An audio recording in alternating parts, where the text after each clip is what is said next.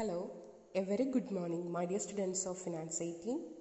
Today we will continue our previous class. Our previous class is about the classification of derivatives, and we are discussing about the nature. On the basis of the nature, how can we classify the derivatives? That is forward, future, options and swap. Forwards and futures are already explained, and today we will go through options and swaps. And now let me talk about options. What do you mean by options? Options means right without obligations. Right without obligations-നെയാണ് നമ്മൾ options എന്ന് പറയുന്നത്. Forward and ഫ്യൂച്ചേഴ്സിനെ പോലെ ഓപ്ഷൻസും ഒരു contract ആണ്. That gives the holder the right കിട്ടുന്നുണ്ട് ഓണർക്ക്, but not the obligation to buy. ഒരു obligation അല്ലെങ്കിൽ ഒരു റെസ്പോൺസിബിൾ അല്ല, ഒബ്ലിഗേഷൻ അല്ല അവിടെ ഉണ്ടാവുക. To buy or sell and underlying asset at a specified price within a specified time period. അപ്പോൾ ഓപ്ഷൻ കോൺട്രാക്റ്റിൻ്റെ പ്രത്യേകത എന്ന് വെച്ച് കഴിഞ്ഞാൽ ഇവിടെ ഓണർക്ക് അല്ലെങ്കിൽ ഹോൾഡ് ചെയ്യുന്ന ആ റൈറ്റ് ഉണ്ട്, പക്ഷേ അവിടെ ഒരു ഒബ്ലിഗേഷൻ അയാൾക്കില്ല, അതിൽ നിന്ന് പിന്മാറാനുള്ളൊരു സ്വാതന്ത്ര്യം അയാൾക്ക് ഉണ്ട് എന്നാണ് പറയുന്നത്. So option is a contract that gives the holder the right but not the obligation to buy or sell an underlying asset at a specified price within a specified time period. Once option is offered, it writes obligation to fulfill the contract. Suppose ഒരു example നോക്കുക. A എന്നൊരു വ്യക്തി want to sell his house for 10 lakh. 10 ലക്ഷം രൂപയ്ക്ക് അയാൾ house sale ചെയ്യാനായിട്ട് വിചാരിച്ചു. B എന്നൊരു വ്യക്തി he want to buy but no money now. അയാളുടെ കയ്യിൽ ഇപ്പോൾ ആ ഒരു ക്യാഷ് ഇല്ല, but after 3 months he will buy എന്ന് വിചാരിച്ചു. സോ ബി എന്ത് ചെയ്തു? ബി ചെന്ന് പറഞ്ഞു എയുടെ അടുത്ത് that I will buy an option from A for A price say 20,000. അതായത് ഒരു 20,000 rupees അഡ്വാൻസ് കൊടുത്തിട്ട് ആ ഡീല് ഉറപ്പിച്ചു. എന്നിട്ട് പറഞ്ഞു 3 മാസത്തിന് ശേഷം ഞാൻ എ എന്ന വ്യക്തിയിൽ നിന്നും ഞാൻ ഈ ഹൗസ് 10 ലക്ഷം രൂപയ്ക്ക് വാങ്ങിച്ചോളാം എന്ന രീതിയിൽ. ഓക്കെ, അപ്പോൾ ഇങ്ങനെ ഒരു കേസസിനാണ് നമ്മൾ ഓപ്ഷൻ കോൺട്രാക്ട് എന്ന് പറയുന്നത്. അപ്പോൾ 2 രീതിയിലൂടെ സംഭവിക്കാം. ഒന്ന്, if after 3 months market value the house become 25 lakh. Market value 25 ലക്ഷമായിട്ട് ഉയർന്നു എന്ന് വിചാരിക്കാം. So A sell the option, his obligation to sell him for 10 lakh. So ഇവിടെ A എന്ത് ചെയ്യുന്നു? He sell the option, obligation to sell house for 10 lakh. Second case, if after 3 months market value become 5 lakh എന്ന് വിചാരിക്കുക. B has no obligation to buy it. He will lose only 20,000. അപ്പോൾ ഇവിടെ ബിക്ക് എന്തില്ല? ആ കോൺട്രാക്റ്റിൽ നിന്നും പിന്മാറാനായിട്ട് സാധിക്കും. മനസ്സിലായോ? അപ്പോൾ 2 കേസ് നടക്കും. ഒന്ന്, മാർക്കറ്റ് വാല്യൂ ഉയരുകയാണെങ്കിൽ എ എന്ത് ചെയ്യുന്നു? ഈ ഓപ്ഷൻ 10 ലക്ഷം രൂപയ്ക്ക് തന്നെ വിൽക്കേണ്ടി വരുന്നു ബിക്ക്.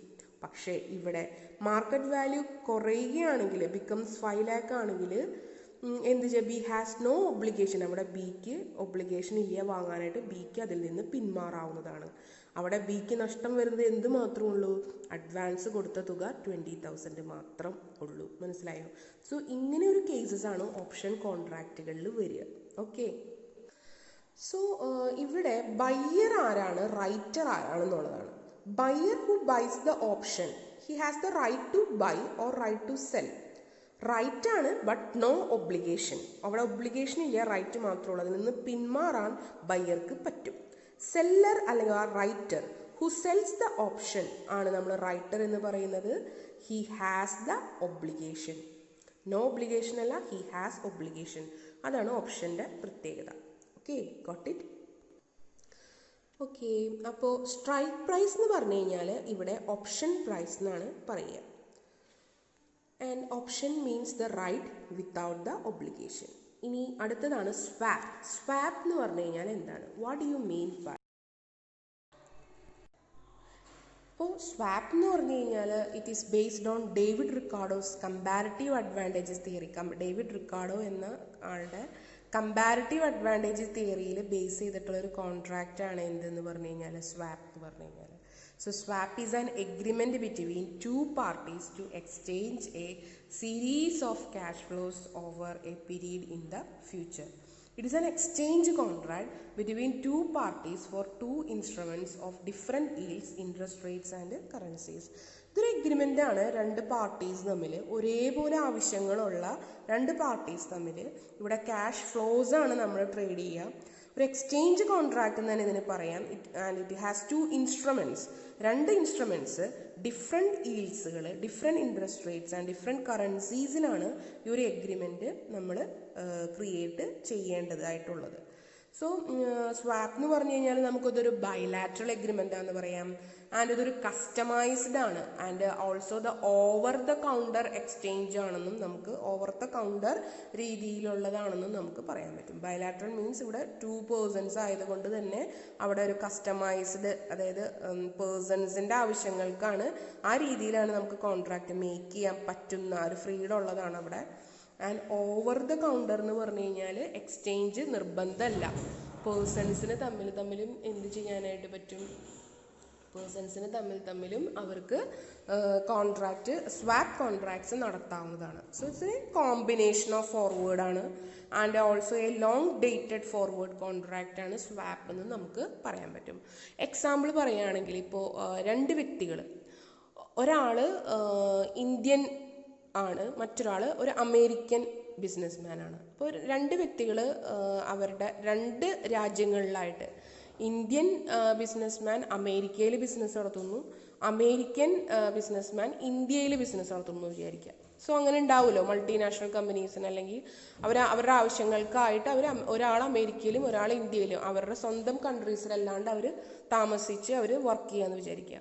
അപ്പോൾ ഇവർക്ക് ഒരാൾക്ക് എന്താവശ്യമുണ്ട്?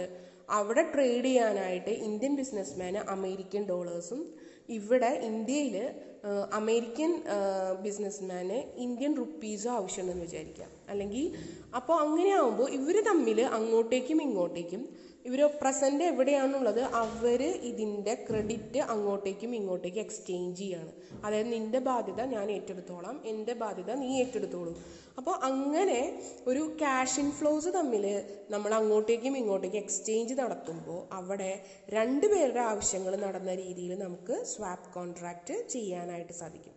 സോ ഡീറ്റെയിൽ ആയിട്ട് നമ്മൾ ഇനിയുള്ള മൊഡ്യൂൾസിൽ ഇങ്ങനെ വരും.